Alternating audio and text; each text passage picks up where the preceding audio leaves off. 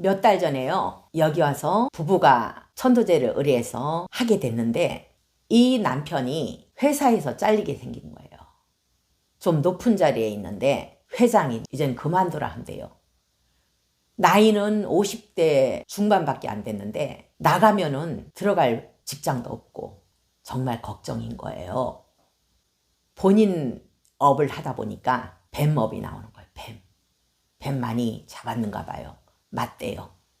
제가 뱀 방생하세요 이렇게 얘기를 했어요. 그래서 바로 뱀을 주문했는가 봐요. 108마리를 방생을 했대요. 그러고 나서 일주일 만에 회장이 부르더니만 그냥 다니라고 돼요. 그러고 나서 회사가 그때부터 잘 되는 거예요. 직원도 더 뽑고. 지금은 나가지 말고 계속 일하라고 한대요. 기가 막히죠. 너무 신기하다 하는 거예요. 이렇게 방생을 108마리 하고 나서 정말 집안이 잘 풀리고 있는 사례를 봤는데 급할 때는 방생하는 거예요. 급할 때는. 저번 시간에 뱀에 대해서 이야기를 했는데 전 하다 보니까 뱀 이게 제일 많더라고요. 왜? 원한이 굉장히 센가 봐요. 개, 뱀 이런 거. 그래서 능언경 주석서에는 인간이 먹지 말아야 될 고기 중에 뱀, 개가 들어가요. 원한이 큰가 봐요. 얼마 전에 제가 유튜브에서 보니까 뱀 인간에 대해서 나왔더라고요. 중국에. 이 중국에 사는 남자는 40대 남자인데 얼굴 피부가 전부 뱀이에요. 살모사 있잖아요. 껍질이 두껍잖아요. 그런 뱀 껍데기를 뒤집어 쓴 것 같은 완전 얼굴이 뱀이에요. 몸도 다 뱀으로 변하고 있고. 이 사람은 평생 뱀만 먹은 거예요. 구워 먹고 볶아 먹고 지져 먹고 오직 뱀만 먹었대요. 그래서 뱀처럼 변해가는 거예요. 고칠 수가 없대요. 방법이 없대요. 계속 뱀을 먹었는데도 아무런 증상 없다가 딱 꽃뱀인가 한 마리 먹고 나서 이렇게 업이 차버린 거예요. 그날부터 몸이 가렵더니만 피부가 이렇게 변하더래요. 외국 속담에 내가 먹는 음식이 나다. 결국은 내가 먹는 음식이 바로 나를 만든다는 거예요. 인간의 모습이지만은 피부가 뱀처럼 변해가고 생각도 뱀처럼 변해가고 그러면서 결국은 다음 생은 뱀의 몸을 받게 되는 거예요. 그래서 윤회가 있는 거예요. 윤회라는 건 뭐예요? 지금 우리는 이 고정된 몸이 아니잖아요. 다음 생은 업식에 의해서 인연 따라서 다른 몸을 받게 돼 있잖아요. 복을 많이 지으면 천상세계에 가는 거고 살아있을 때 불보살님 같은 그런 마음으로 연불 많이 하고 기도 많이 하고 방생 많이 하고 아상을 깨는 연습을 하면 극락왕생하게 되는 거고 윤회에서 벗어나는 거고 그리고 인간보다 조금 많이 복을 지으면은 아수라과에 가는 거예요. 그래서 육도를 천상, 아수라, 인간, 축생, 아기, 지옥. 축생, 아기, 지옥은 사막도고 인간, 아수라, 천상은 삼선도고 이렇게 이야기를 하죠. 근데 어떤 경전에는 아수라를 인간 밑으로 놓는 경우도 있어요. 아수라는 싸움을 많이 걸어요. 영역에 대한 집착이 굉장히 강해요. 인간 세상에 보면은 국회의원들 있죠. 보통 사람보다 복이 많으니까 국회의원 된 거 아니겠어요? 근데 맨날 싸우잖아요. 맨날. 하루도 빠짐없이 싸우잖아요. 영역 다툼, 내 편, 네 편 다툼. 이게 아수라예요, 아수라. 옴만이 반매음 중에서 옴은 천상세계를 이야기하는 거, 마는 아수라를 얘기하는 거고, 니는 인간, 반은 축생, 매는 아기, 흠은 지옥이에요. 이 문을 다 닫는 주문이 바로 옴만이 반매음이에요. 그럼 여기서 해탈하는 거죠. 육대에서 해탈할 수 있는 주문이 바로 옴만이 반매음이에요. 그래서 티베트에서는 옴만이 반매음을 많이 해요. 육자 대명왕 진원. 염불하거나 다란이 하거나 진원하거나 열심히 일심으로 하면 우리는 윤회에서 벗어날 수 있고 해탈할 수 있는 거예요. 사람들은 물어봐요. 스님 뭐가 좋을까요? 다 똑같아요. 자기 마음에 든 거 하나 정해서 하면 돼요. 지장보살 하다가 관세음보살 해도 될까요? 되죠. 다 하나로 통해 있는데. 다 불러도 되죠. 집중만 잘 되면. 일심으로 하려면 집중이 돼야 되거든요. 집중이 잘 되는 걸 고르면 돼요. 왜 사람들 맨날 헷갈려요. 누구는 뭐 해서 갚이 받다. 누구는 이거 해서 갚이 받다. 그럼 거기에 설깃하는 거예요. 나 그거 해볼까? 저 다 해봤거든요. 안 해본 기도 없어요. 근데 고르는 게 바로 신묘장구 대다라니 이거예요. 저는. 이게 집중이 잘 되니까 저는 고른 거예요. 번뇌망상이 왔을 때 그걸로 집중해요. 다 사라져요. 그래서 자신에게 맞는 거를 고르려면은 내가 요거 해보니까 집중이 잘 되더라. 집중 잘 되는 거 고르면 돼요. 얼마 전에 천도제를 하는데 이 집안은 정말 콩가루 됐더라고요. 콩가루. 갑자기 제가 혹시 그 집에 신주단지 있었어요? 이러니까 이 할매가 이러는 거예요. 한 10년 전에 쌀 다 비워버리고 장독대에서 장 담그고 있대요.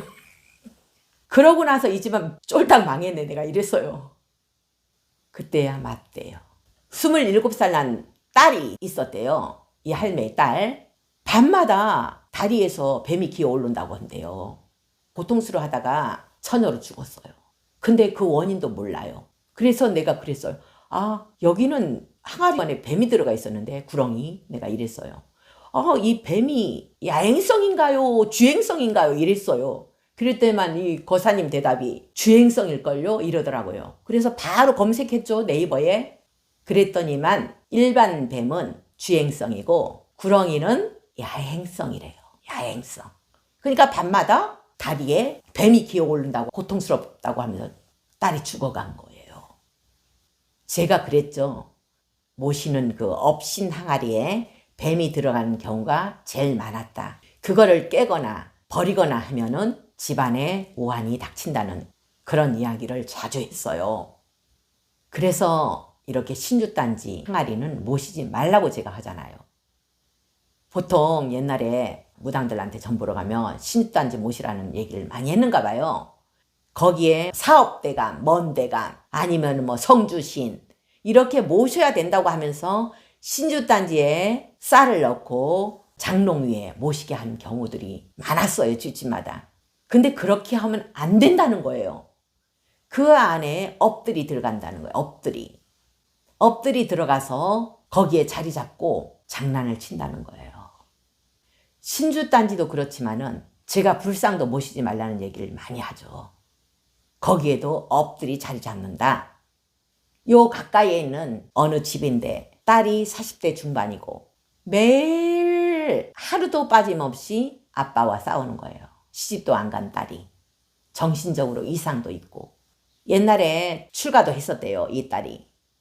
출가했었는데 8년을 못 버티고 나온 거예요. 나가라 하더래요. 정신적으로 이상이 있으니까. 그때 출가했을 때 비구니 스님으로부터 불상 하나를 선물로 받은 거예요. 모시고 다니라고. 부적처럼. 동불상이에요. 동으로 된 거. 그거를 갖고 와서 저보고 맡으라 하는데 저는 그런 거 못 맡거든요. 저 봐요. 동자상 있나 불상 있나 딱 모신 거 외에는 아무것도 없잖아요. 어떤 장식도 없잖아요. 그리고 남이 모셨던 거를 그 안에 뭐가 들어갔는지 알고 제가 그걸 받아요. 그래서 그거를 처리하게 됐는데 하다 보니까 꽥꽥 꼬꼬댁 꽥꽥 꼬꼬댁 닭하고 오리가 가득 불상에 붙어있다 있죠. 알아보니까 지금 사는 그 집에서 가든을 했대요. 가든, 닭하고 오리. 그래서 그 집에 이 불상이 있으니까 다 붙어 있는 거예요. 업들이 거기에 다 자리 잡아 있는 거예요. 그러니까 매일 아빠하고 싸우는 거예요. 닭처럼. 그거 치우고 나서 싸우는 일이 없어졌어요. 집안이 편안해지고 정신적인 그것도 없어지고. 근데 이 스님도 그렇고 저 스님도 그렇고 불상을 집에 모셔라. 그럼 그거를 나중에 그 스님이 처리해 준대요. 어떻게 할 건데요? 그거 모셨다가 나중에 본인이 죽고 나서 자식들이 그거 어떻게 할 건데요? 거기에 뭐가 들어있는지 알고. 이 불상은 바로 상징일 뿐이에요. 부처님, 석가모니 부처님 이렇게 생기지 않으셨어요. 일반 우리처럼 똑같이 생겼어요. 그냥 상징일 뿐이라고요. 근데 불상에만 부처님이 계시다고 생각하고 거기에 집착을 하게 되면 내 업들이 거기에 자리 잡는다는 거예요. 내 업들이. 부처님이 자리 잡는 게 아니고. 지장보살 본원경에 불상을 모시라고 나오거든요. 지장보살 본원경은 지장보살의 근기가 됐을 때 모시라는 거예요. 이 지장보살님처럼 행을 할 수 있는 자신이 있을 때 모시라는 거예요. 인과법도 모르고 업은 꽉 차 있는데 모셔갖고 거기에 삿된 게 자리 잡으면 어떻게 처리할 건데요? 모실 때 스님들이 와서 저만식 해주신대요? 아니잖아요. 제가 불상을 처리한 경우가 여러 번 있어요. 또 한 집안은 소들이 우글우글 있었잖아요. 딸이 소처럼 다리를 구부리면서 쓰러진 그런 사례가 있었잖아요. 그거 처리하고 나서 그런 일이 없어졌다는 얘기했잖아요. 집안에서 따로 기도실을 마련할 때는 그냥 책상 하나만 놓고 빈 방으로 하면 좋아요. 요 근처에 있는 보살님이 있어요. 이 보살님은 정말 열심히 기도를 해요. 연부를 하고. 평생 지장보살 본원경을 읽어요. 그 보살님 집에 가면 기도방이 하나 있어요. 딱 책상 하나예요.